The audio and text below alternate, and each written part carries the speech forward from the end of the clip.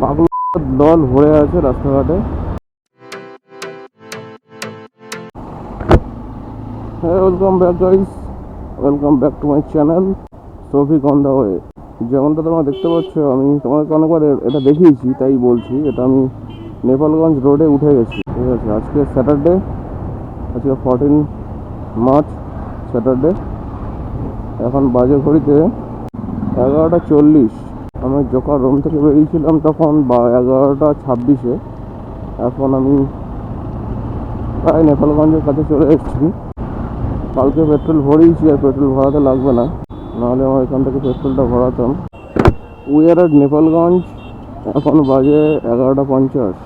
বেশি টাইম লেগে গেল মনে হচ্ছে, শুধু তারা রয়েছে, একটু তাড়াতাড়ি যেতে হবে।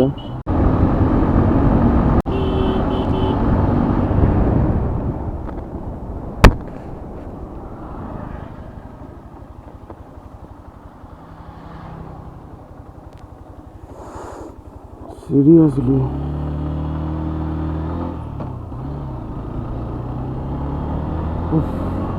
না ভাই, আসতেই যাই।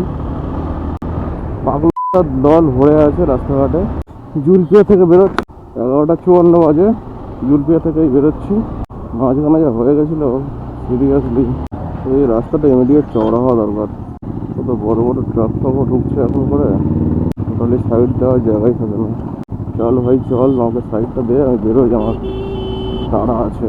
মাগুরপুকুর ব্রিজ ক্রস করলাম, এখন বাজে 12:06। আর বেশিক্ষণ লাগবো না, 10 মিনিটের মধ্যে ধামুয়া ঢুকে যাবো। এখন ধামুয়াতে চলে এসেছি। এখন বাজে 12টা, এখন বাজে 12:13। এখান থেকে 10 মিনিটের রাস্তা আমার বাড়ি, কিন্তু এখন বাড়িতে যাবো না, একটু কাজে যাবো, ওখান থেকে একটু পরেই যাবো। তো ধরো 12:23 আমি বাড়ি পৌঁছে গেছি। তো ওখানে কতক্ষণ আমি পৌঁছলাম? ওই 1 ঘন্টাই লাগে, 1 ঘন্টা থেকে 3 মিনিট কম, 1 ঘন্টাই ধরে নিতে হবে। একটু আস্তে আস্তে আসলে, ধীরে সুস্থে, আর একটু মাঝে দাঁড়ালে দু একবার, তখন ওই 1.5 ঘন্টা লেগে যায়। আর রাস্তারও কন্ডিশন থাকা উচিত ভালো। এখন যেমন ফাঁকা ছিল, রাস্তা প্রপার ফাঁকা পেয়েছি, দ্যাটস ওয়াই তাড়াতাড়ি হয়েছে অনেকটাই। এক রোড হ্যাঁ হামারা। কাজ হয়ে গেছে, এখন বাজে ঘড়িতে 12:40, 12:30 বাজে। হ্যাঁ, এখন যাচ্ছি বাড়ির দিকে। এতক্ষণ বাড়ি চলে যাওয়ার কথা, লেকিন কোই বাত নেই, আর 10-15 মিনিট লাগবে। ঠিক আছে, চলো।